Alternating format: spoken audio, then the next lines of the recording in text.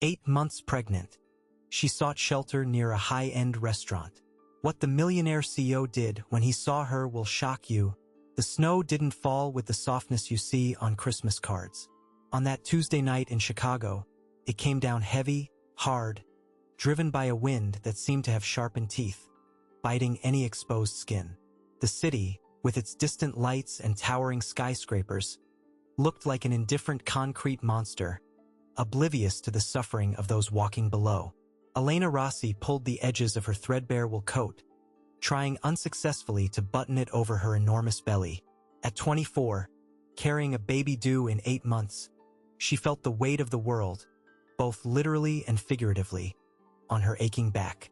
The coat fabric was thin from use, an inheritance from her grandmother, the only person who had ever truly loved her.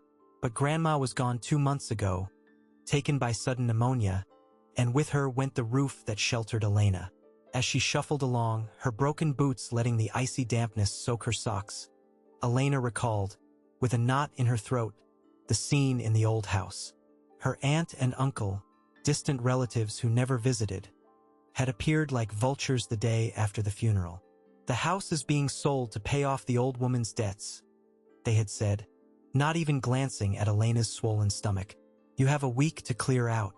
Figure it out." And she tried. God knows she tried. But who hires a woman about to give birth? The little money she had was drained on cheap motels and bad food until nothing was left. Not a dime for bread. Tonight, the situation was critical. She had gone to the city homeless shelter, hoping for a cot and a bowl of soup, but the line wrapped around the block. When her turn came, the door shut. "Capacity reached," the guard stated emotionlessly. Now she was wandering. The hunger was no longer a rumble in her stomach. It had transformed into a pounding headache and a weakness that made her knees tremble with every step. The baby moved, a sharp kick against her ribs, as if complaining about the cold. "Easy, my love," Elena whispered, her voice hoarse, escaping in clouds of white steam. "Mama will find a warm spot, I promise." She rounded the corner of a busy street, where luxury sedans splashed dirty slush. The smell of rich food hit her like a punch. It came from an elegant building with a glass facade and discreet golden lighting. The sign read, "La Toile." Elena knew she couldn't go in there. That wasn't her world. But her survival instincts guided her to the side of the building, where a narrow alley led to the back. There, the biting wind seemed to lessen. And, even better, there was a constant mechanical buzzing sound. She found the source, a large industrial kitchen exhaust vent.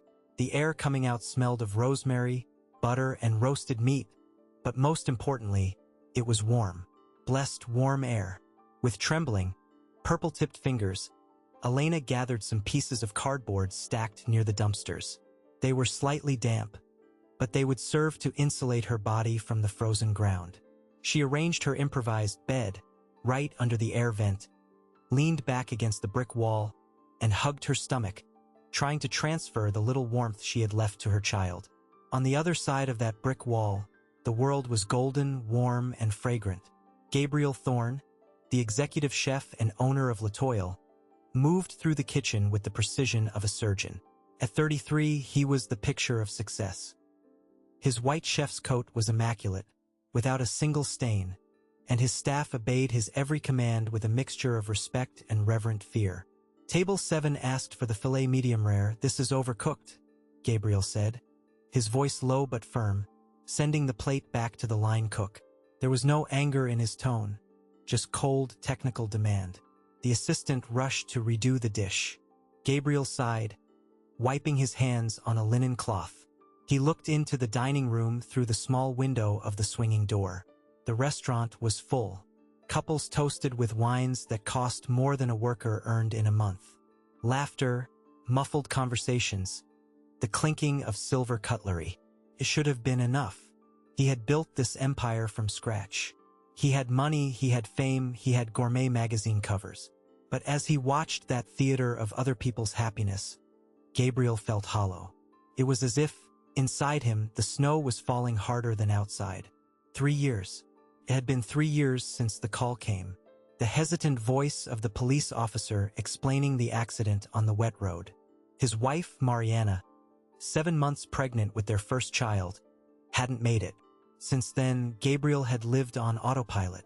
He woke up, worked until exhaustion, and returned to a silent mansion where the baby's room remained locked, gathering dust and memories of a future that never happened. Cuisine, which was once his burning passion, had become merely a mechanical execution. He served perfect dishes to people he didn't know and didn't care about. Chef, the dessert for the senator's table. The maitre d', Carlos, warned, pulling Gabriel from his thoughts. Gabriel nodded, finishing the plate assembly with a flake of edible gold. Perfect, beautiful, and completely empty of meaning. Suddenly, the air in the kitchen, saturated with complex odors and the heat of the ovens, became suffocating. Gabriel felt he needed to breathe, or he would explode. "Take over the line. I'll be back in 5 minutes," he ordered, without waiting for a response. He walked to the back door, the service exit that led to the alley. He needed to feel the cold on his face. He needed something real to wake him from that constant stupor. As he opened the heavy metal door, the icy wind rushed into the corridor, making the hem of his apron flap. Gabriel stepped outside, breathing deeply, letting the frigid air burn his lungs. He looked up at the dark sky, searching for, he didn't even know what, maybe a sign that life was still worth living. That's when he heard it. A low, rhythmic sound, almost like a lullaby warped by the cold. Gabriel lowered his eyes. The yellow light from the security lamp illuminated a pile of cardboard near the exhaust vent. And there she was, a young woman curled up in a fetal position, but in an odd way protecting the center of her body. Her hair was messy, her clothes were layered rags, and her boots, my God, the tips of her boots were open. But what paralyzed Gabriel's heart was her belly. The woman was caressing her prominent stomach with desperate devotion. He could see her lips moving, releasing those clouds of steam. He took a silent step closer, careful not to startle her, and heard the words she was whispering to her abdomen. "Hold on tight, sweetheart. Just a little longer. One day we'll eat warm food, I promise. Mama won't let anything happen to you." Gabriel's world stopped. The time, the cold, the city noise, everything vanished. That image cut through the armor of cynicism he had spent 3 years building. He saw Mariana there. He saw the child he never got to hold. He saw a mother fighting against merciless nature to save a life that hadn't even known the sunlight yet. A warm, solitary tear rolled down Gabriel's face, contrasting with the frigid wind. He didn't think about hygiene protocols, restaurant security, or what the neighbors would think. "Hey!" he called out, his voice cracking slightly. Elena jumped, startled. She tried to get up quickly, but the weight of her belly and the stiffness of the cold betrayed her. She slipped on the cardboard, her eyes wide with panic. "I'm sorry. I'm leaving right now," she cried out, her voice choked with tears. "Please, don't call the cops. I just wanted a little warmth. I swear I didn't steal anything." She tried to gather her few belongings, her hands shaking so badly she couldn't hold the plastic bag containing her documents. Gabriel advanced quickly, kneeling in the dirty slush, disregarding his expensive tailored trousers. No, wait," he said, raising his hands in a gesture of peace. "No one is calling the police. Please, don't stand up like that. You could hurt yourself." Elena stopped, breathing hard, her eyes fixed on the man in white who looked like an angel or a madman. She saw his eyes. There was no disgust. There was none of the contempt she had seen in the eyes of so many people in recent weeks. There was a deep sorrow, mirrored in her own, and an urgency. "Are you hungry?" Gabriel asked, the most basic, most human question. Elena hesitated. Her pride screamed inside her, but the baby kicked again, and her stomach cramped. She simply nodded, unable to speak. "Come with me," he said, extending his hand. I can't go in there," she stammered, looking down at her filthy clothes. "I'm dirty. They'll kick me out." "I own this place," Gabriel said, with a firmness that left no room for doubt. And I am inviting you. Please, it's too cold out here for him. He pointed gently to her stomach. That mention of the baby broke Elena's resistance. She accepted his hand. Gabriel's hand was warm, firm, and large. He helped her up with a careful tenderness she hadn't received in a long time, as if she were made of glass. Gabriel guided Elena through the back door. As soon as they entered the kitchen, the heat, the noise, and the light hit her all at once. She blinked, dizzy. The activity in the kitchen stopped. The sous chefs, the assistants, the dishwashers, everyone froze, looking at their boss walking in with a trembling, pregnant homeless woman. "Ben," Gabriel called, addressing his sous chef, "prepare a creamy butternut squash risotto with braised short rib. Nice and hot. No garnishes. Real food. Now." "Yes, chef," Ben replied, recovering from the shock and shouting for the team to start. Gabriel didn't stop in the kitchen.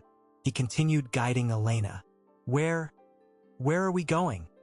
she asked, shrinking as she saw they were approaching the door to the main dining room. "To the best table," he answered.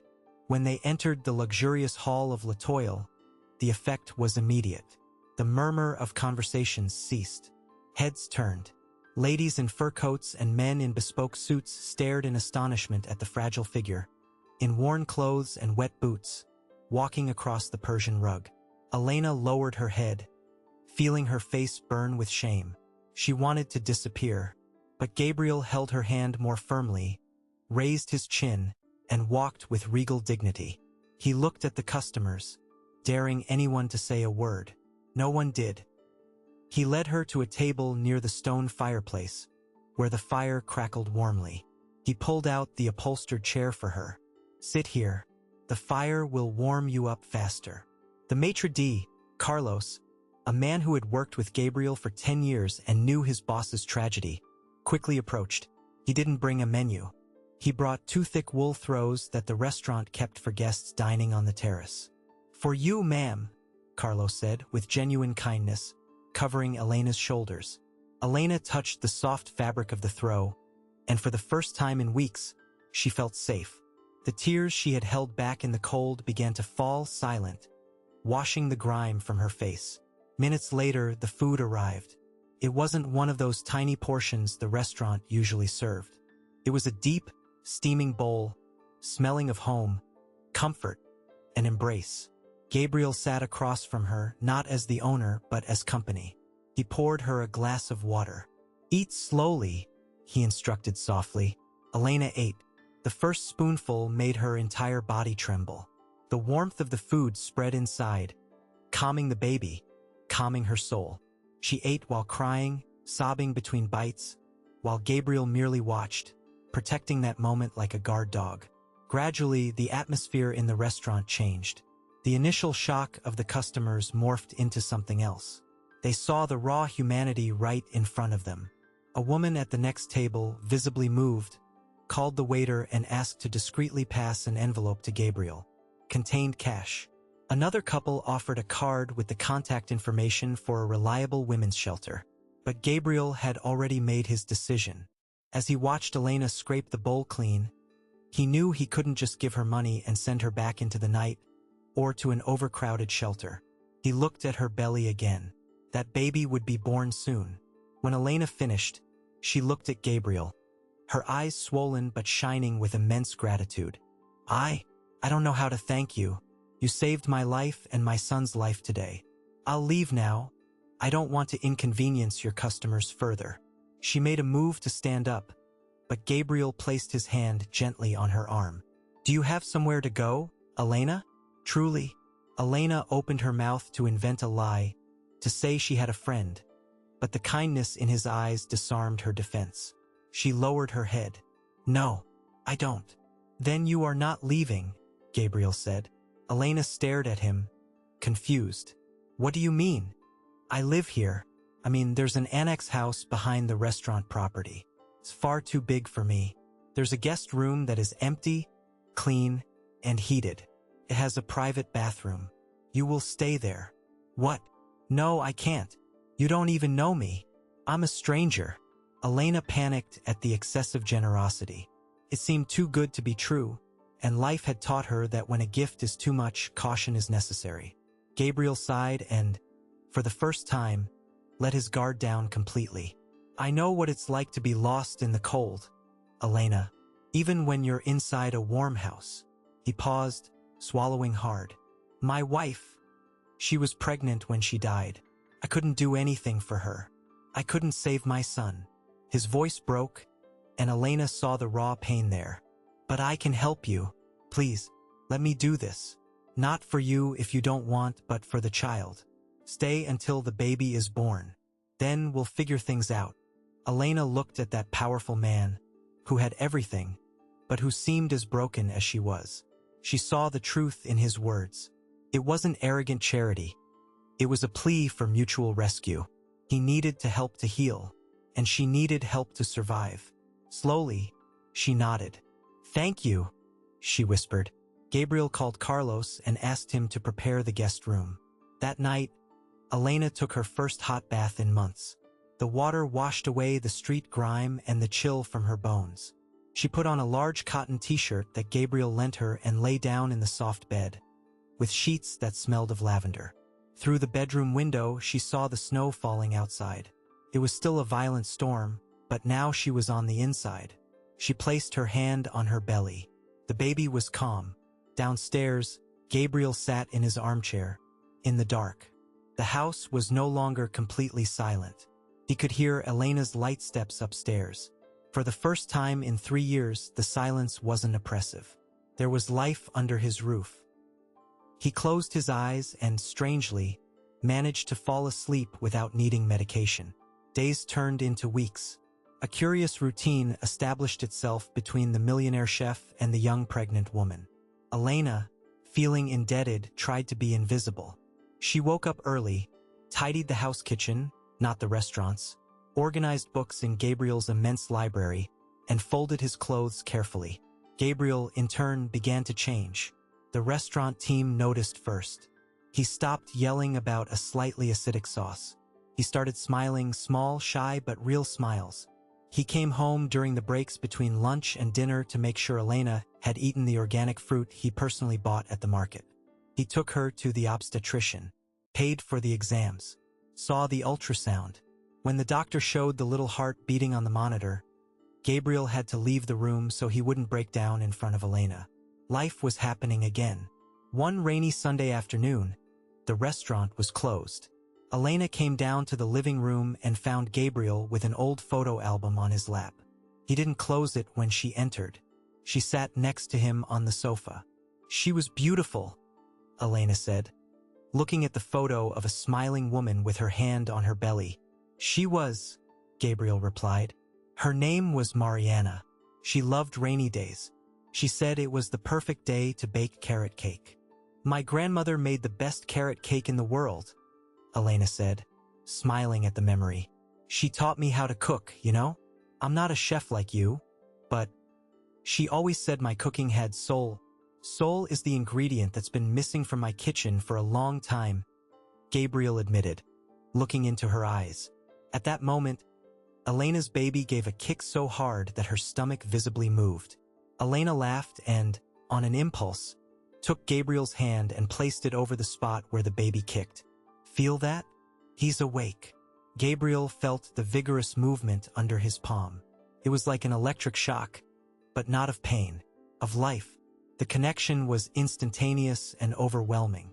There, in that dimly lit room, two people broken by fate began to piece themselves back together. They were no longer the savior and the victim. They were Gabriel and Elena. They were building something new, a fragile bridge over the abyss of their traumas. Gabriel's life now revolved around the safety of that woman and that child. And Elena, who had lost faith in humanity, found a safe harbor in this serious man. But happiness, when it arrives after so much tragedy, tends to be startling. And it tends to attract envious eyes from those who don't understand the beauty of a new beginning. While Elena slept peacefully in the guest room, finally feeling at home, and Gabriel planned to buy a crib the next morning, they didn't know their piece was numbered. Gabriel's phone vibrated silently on the coffee table with a message from his business partner, Claire. but he didn't see it. He was too busy dreaming of a future that, until yesterday, seemed impossible. The connection was made. The lives were intertwined. But could this protective bubble withstand the real world that was about to knock on their door? Have you ever felt judged by your appearance before anyone knows your heart? Elena and Gabriel's story is just beginning, and what seemed like a modern fairy tale is about to face a terrible test. Trust is a fragile thing like crystal, difficult to build, but easy to shatter. What would you do in Gabriel's place? Would you have the courage to take a complete stranger into your home? And if you were Elena, would you trust him? Leave your opinion in the comments. I want to know what you would do. If this moment touched your heart, subscribe to the channel and hit that like button. This helps us bring you more emotional stories. Get ready because part 2 will bring a twist that will test everyone's faith. The story continues in the next video. The days following that stormy night brought a strange and welcome calm to Gabriel's mansion. The snow outside began to melt, turning to slush, but inside the house, something was blooming. Elena, still walking on eggshells, tried to make herself useful in every way possible. She didn't want to be a burden. She woke up before Gabriel, silently went downstairs, and prepared coffee. Not the expensive espresso machine coffee he owned, but a simple pour-over coffee the way her grandmother used to make it. The smell filled the house, drifted upstairs, and woke the chef not with the jarring sound of his cell phone alarm, but with an olfactory memory of comfort. The first morning Gabriel came down and found the table set, with toast, butter, and that steaming coffee. He stopped at the kitchen door. Elena was facing away, washing the few dishes she had dirted. She was wearing a loose dress the housekeeper had found in the back of a closet, and she was humming softly. "Good morning," he said, his voice still thick with sleep. Elena gave a little jump and turned around, drying her hands on her apron. "Good morning, Mr. Gabriel. I made coffee. I hope you don't mind." Gabriel sat down. He took a sip of the simple coffee. It didn't have the complex notes of the imported beans he served at La Toile, but it tasted like home. "It's perfect, Elena. And please, stop with the Mr. Call me Gabriel." Their coexistence began to break down walls. Gabriel, who used to live only for work, started finding reasons to go up to the house from the restaurant during the day. "I forgot a document," he would say. But in truth, he wanted to see if Elena was all right, if she had eaten lunch, if she needed anything. He took her shopping for clothes.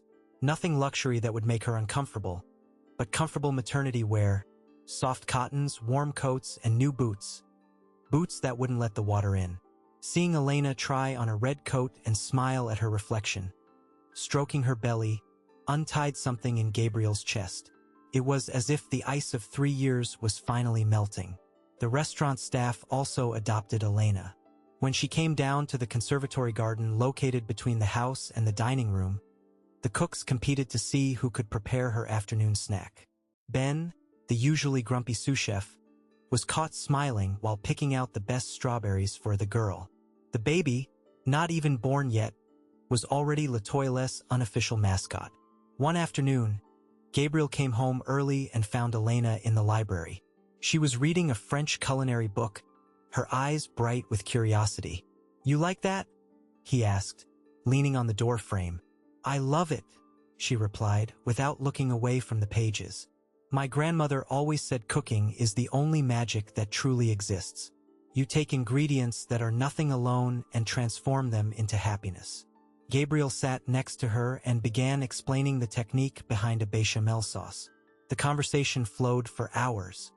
He discovered Elena had an instinctive palate, a sharp intelligence that her difficult life hadn't managed to extinguish.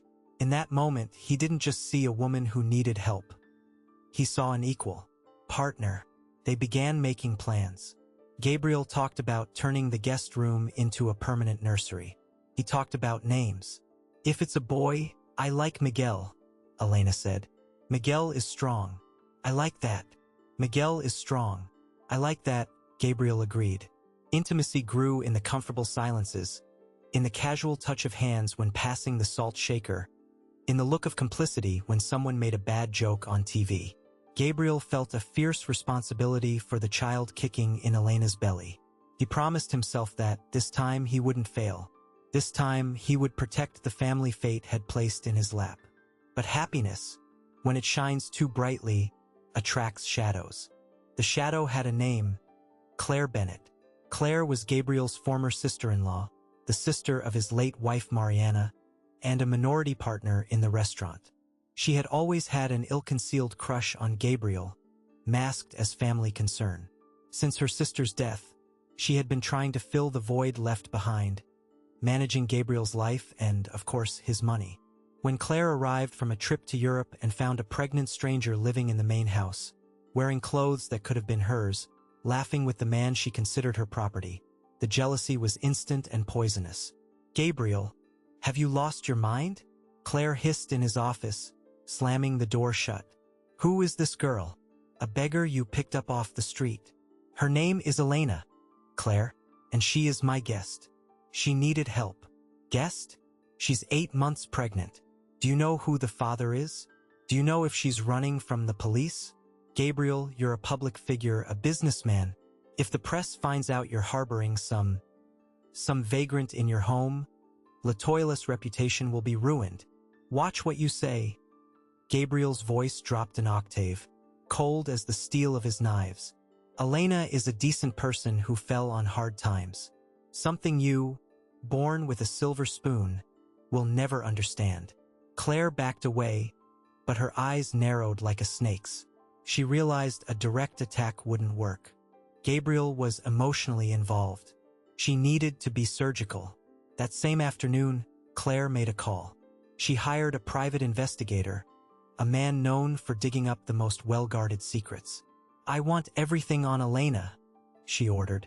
"Where she came from, who her family is, any criminal history. Dig deep. I want dirt." Meanwhile, the bubble of happiness between Gabriel and Elena continued to grow, oblivious to the danger. Gabriel decided to host a small, intimate dinner to celebrate the success of the new winter menu. It would be the first time Elena participated officially as part of the household. Seated at the table with investors and close friends, Gabriel bought a dress for her. Navy blue, elegant, which enhanced her belly gracefully. When Elena came down the stairs on the night of the dinner, Gabriel caught his breath. She was radiant. The frightened girl from the alley had disappeared. In her place was a strong woman, about to be a mother. The dinner was going wonderfully well. Elena, though shy, charmed the guests with her sincerity and good manners. Gabriel couldn't take his eyes off her. A silly smile plastered on his face that everyone noticed. That's when Claire arrived. She hadn't been officially invited to the intimate dinner, but as a partner, she had free access. She entered the dining room with a predatory smile and a thin leather folder in her hands. "Sorry I'm late," she said, pulling up a chair. "I had to handle some delicate matters." The air in the room changed. The tension was palpable. Gabriel frowned. "Claire, we're in the middle of dinner." "Oh, I know, darling, but I think your guests, and especially you, deserve to know who is really sitting at your table." Elena felt a chill down her spine. The baby stirred, restless. Claire opened the folder and pulled out a police letterhead document. "Elena," Claire said, in a voice both sweet and venomous. "Or should I say, the girl who was fired for cause from a department store 2 years ago for shoplifting?" The silence in the room was deafening. The sound of cutlery falling onto a plate rang like a gunshot. Gabriel looked at Claire, then at Elena. "What is this?" he asked, confused. "It's the rap sheet of your protégé, Gabriel," Claire continued, triumphant. "Accused of stealing merchandise from the stockroom. She was never arrested because the store owner took pity. But the record is here. A thief. And you put this woman inside your house, near the safe, near my sister's heirloom silver." "That's a lie." Elena tried to speak, but her voice was strangled. She was pale, trembling. "It wasn't like that." "Oh, wasn't it?" Claire raised an eyebrow. "So you deny working at the store? Deny that merchandise went missing during your shift?" Elena opened her mouth, but the words wouldn't come out. Explaining the truth there, in front of those wealthy people who looked at her with judgment, seemed impossible. The truth was complex, involving protecting a sick friend. But who would believe her? In their eyes, she was just the former homeless girl. Gabriel looked at the paper in Claire's hand. The old fear, the trauma of loss, the insecurity of being deceived, all bubbled up inside him. He remembered how cruel and treacherous the world could be. And then, Claire delivered the final blow. "Funny thing," she said, tapping her own wrist. "My watch, that gold Rolex that belonged to my mother. I left it on the entryway sideboard when I arrived to wash my hands. It's not there anymore." All eyes turned to Elena's handbag, which rested on a nearby chair. "You're not suggesting," Gabriel began. "I'm not suggesting anything, Gabriel. I'm stating facts. A known thief is in the house, and a valuable item is missing." Gabriel stood up. He looked at Elena. His eyes, once full of affection, were now clouded with doubt. That damned doubt that corrodes everything it touches. "Elena," his voice shook. "Is it true? About the store?" Elena looked at him. She didn't see anger. She saw distrust. And that hurt more than any slap. The only man she had trusted, the man who promised to protect her, was doubting her integrity because of a piece of paper and the word of a woman who hated her. "Gabriel," she whispered, tears welling in her eyes.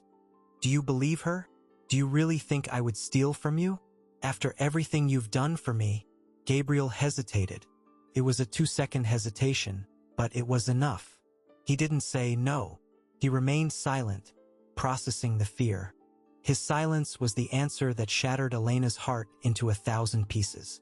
She stood up slowly, with the dignity of a queen, despite her simple clothes and heavy belly.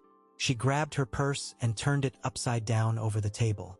Only a cheap lipstick, old documents, and a packet of tissues fell out. "No watch. I didn't take anything of yours, Gabriel. Neither your watch nor your money. The only thing I took from here was the hope that good people existed. But I see I was mistaken." Elena turned her back and walked toward the door. "Elena, wait!" Gabriel took a step, but Claire grabbed his arm. "Let her go, Gabriel. She was caught. It's the theater of the indefensible. Better this way than waking up to an empty house tomorrow." Gabriel stopped. The mental confusion was so great that he couldn't move. He watched the front door close. The sound of the latch echoed through the house like a final sentence. Outside, the night was cold again. It wasn't snowing, but the wind was icy. Elena walked down the stone driveway, tears blurring her vision. She had nowhere to go. The money Gabriel had insisted on giving her was in the bedroom drawer. She hadn't touched a penny. She only had the clothes on her back and the stabbing pain of having been rejected by the man she had begun to love. Inside the house, the dinner ended abruptly. The guests left, embarrassed. Claire, satisfied, poured herself a glass of wine. Gabriel went upstairs, feeling an unbearable weight on his chest. He entered the guest room. It was immaculate. The bed made, her scent still on the pillow. On the dresser, a simple, handwritten note. "Thank you for showing me warmth, even if it was brief." The store theft was to cover for a friend who stole medicine for her sick daughter.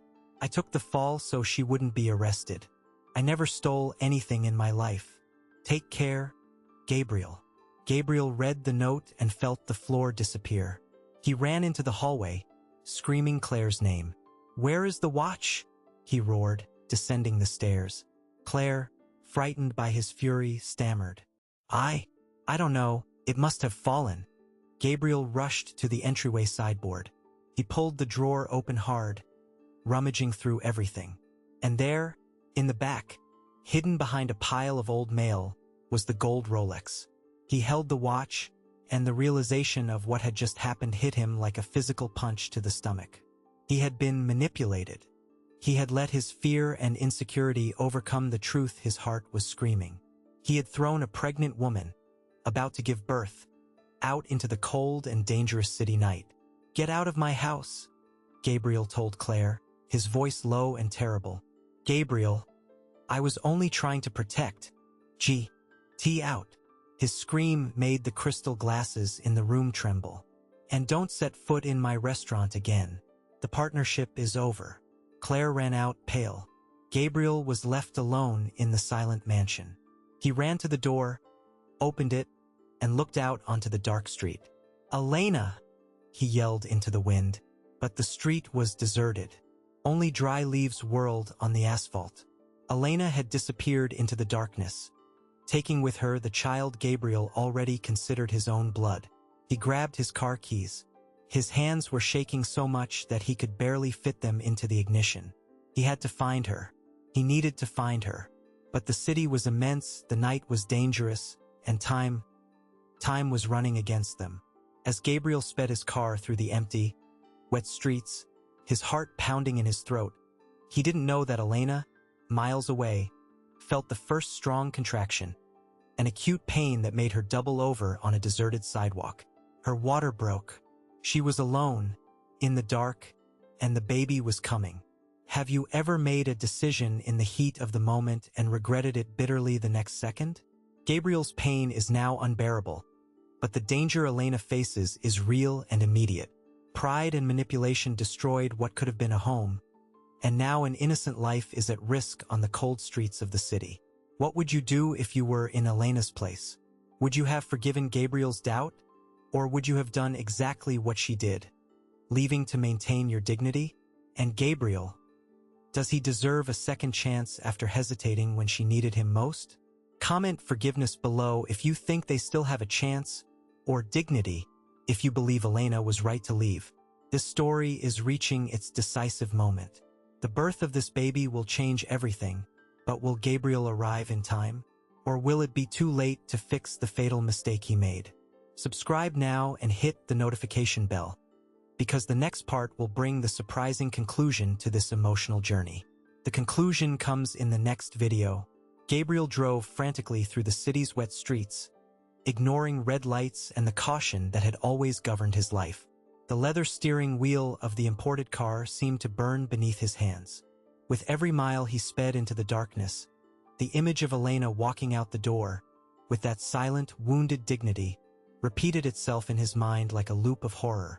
The light rain that had replaced the snow turned the asphalt into a black mirror, reflecting the city lights that, minutes ago, seemed so welcoming and now had become, once again, a labyrinth of dangers. "Where are you?"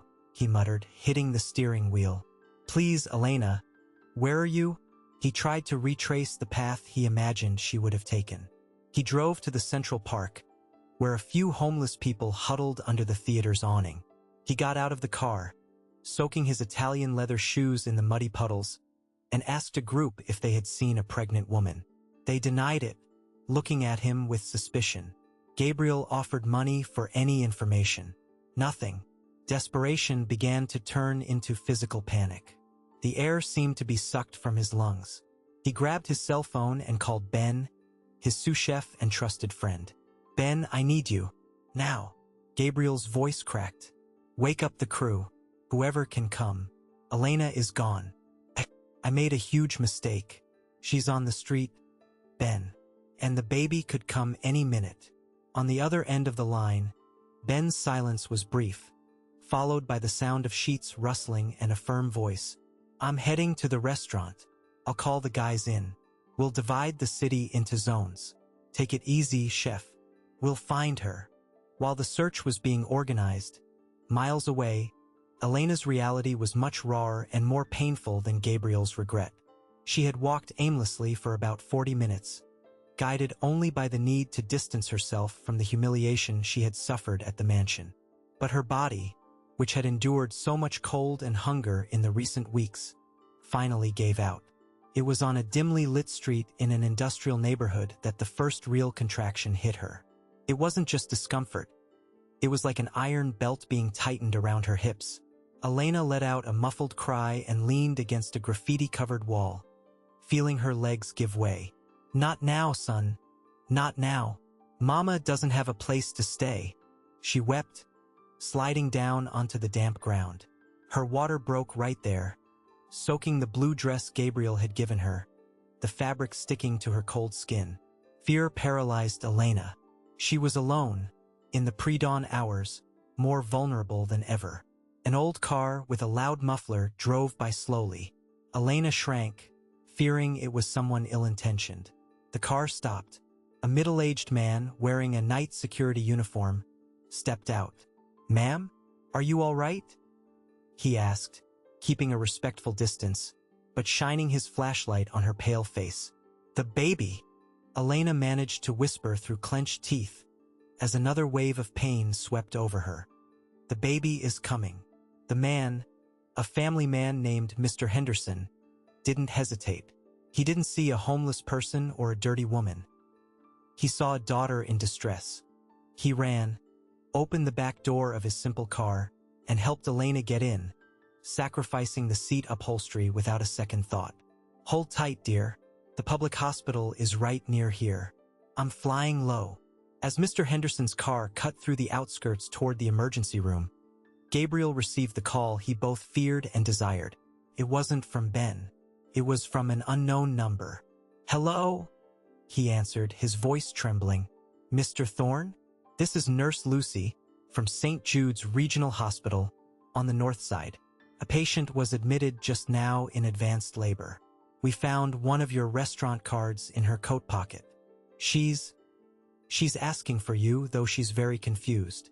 Gabriel's heart stopped for a second and then started beating frantically. "I'm coming. Take care of her. For God's sake, take care of her. I'll pay for everything. Do whatever is necessary." The trip to the hospital was a blur. Gabriel didn't remember parking the car, only running through the crowded reception area. His expensive suit wrinkled and his eyes red, demanding to see Elena. "She's in surgery," the nurse informed him, blocking his way. "The birth complicated. The baby was in fetal distress, and she is very weak, malnourished, and hypothermic. We had to perform an emergency C-section." Gabriel collapsed into one of the hard plastic chairs in the waiting room. The word guilt was insufficient to describe the weight he felt. He was a potential killer. The arrogance, the fear of being deceived, Claire's toxic influence. All of it had nearly cost the lives of the only two people who could save him from his loneliness. The hours dragged on. The sun began to rise, painting the sky gray and orange, when the doctor finally appeared in the doorway, removing his surgical mask. Gabriel jumped to his feet. "They're fine," the doctor said, tired but smiling slightly. "It was close. The mother is a fighter. The boy is small. He'll need an incubator for a few days to gain weight, but he's strong." Gabriel released the breath he didn't know he was holding and leaned his forehead against the cold wall, crying profusely. It wasn't a cry of sadness. It was the painful relief of someone who receives a second chance he knows he doesn't deserve. When they allowed him into the room, Elena was awake, but she looked translucent. She was so pale. She stared at the ceiling, motionless. Next to the bed, in a heated acrylic bassinet, lay little Miguel, connected to wires and monitors, but sleeping peacefully. Gabriel stopped at the door. Shame prevented him from taking another step. Elena slowly turned her face and saw him. There was no hatred in her eyes. There was only infinite exhaustion and resigned sadness. "You came," she said, her voice barely a thread. Gabriel walked to the bedside and, ignoring any protocol, knelt on the cold hospital floor. He took Elena's hand, the hand he had released the night before, and touched it to his forehead.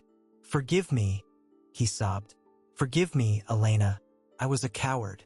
I let the fear of my past destroy our present. I saw the watch. I found the watch in the drawer, seconds after you left." Claire set the whole thing up. Elena closed her eyes, letting a tear roll down her temple. "It wasn't the watch that hurt, Gabriel.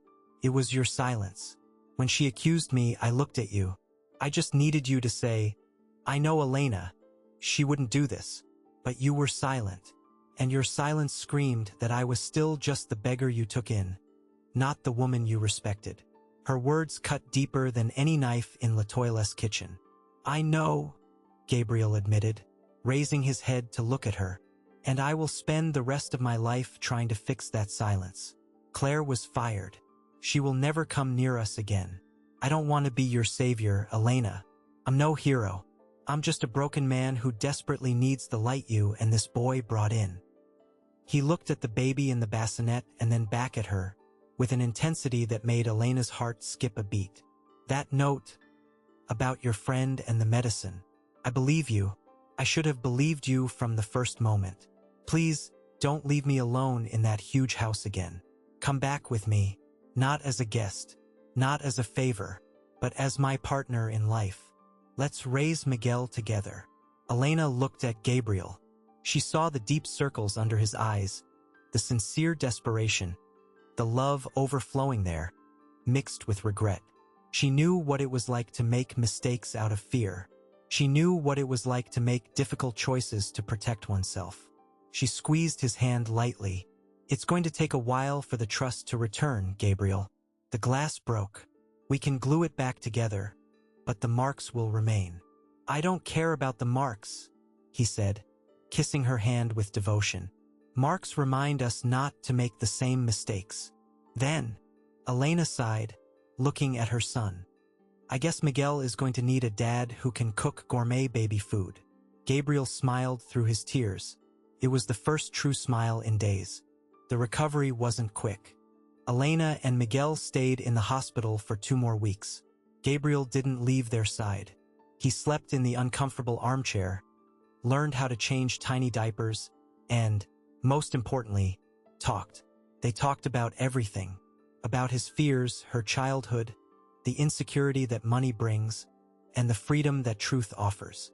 When they were finally discharged, Gabriel didn't take Elena to the guest room.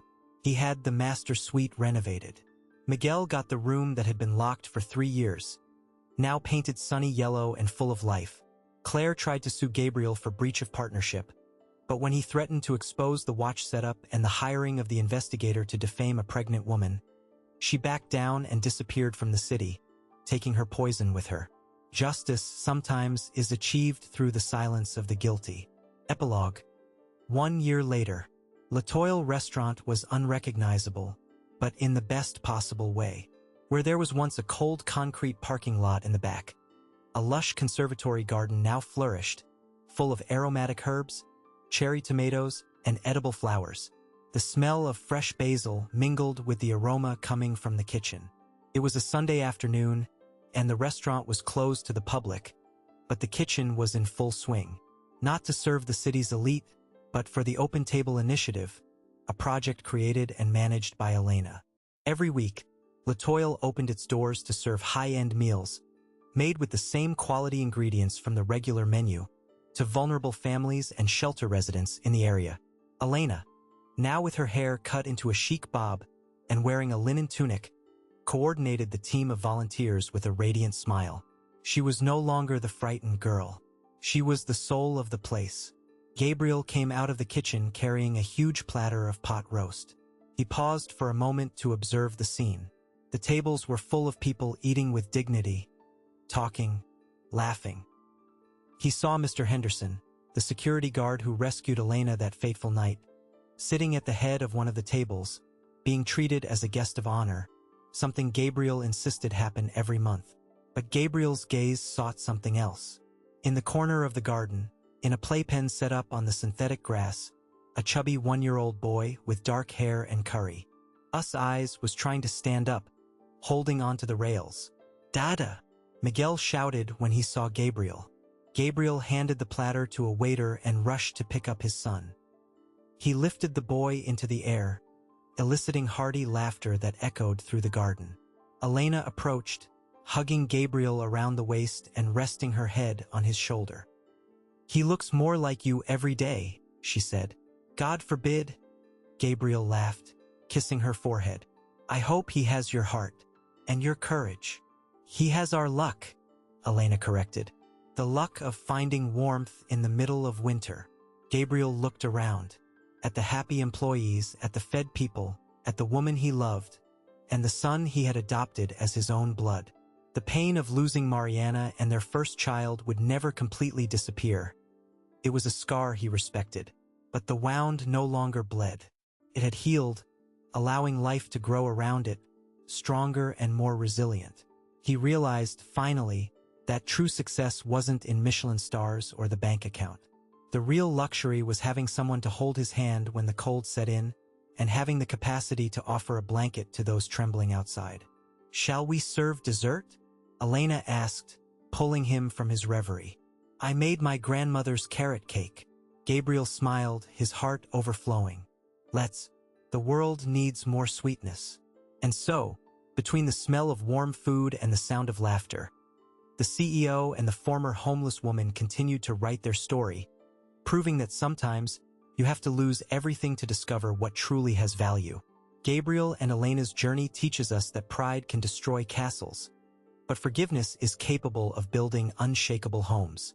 How many times do we fail to reach out a hand out of fear or prejudice? And how many times do we judge a book by its cover, unaware of the struggle written on the pages of those asking for help? This story has come to an end, but the reflection remains forever. Now I want to know from you, if you could define this story in one word, what would it be? Love? Forgiveness? New beginning? Justice? Drop your word in the comments. I read and heart the best ones. If you cried, smiled, or were moved by the finale of Elena and Gabriel's saga, please like this video and subscribe to the channel. This is crucial for us to continue bringing you stories that touch the soul. Share this video with your family group. Maybe someone needs to be reminded today that even in life's harshest winters, spring always returns to those who keep the faith. A big kiss to your heart, and until the next story,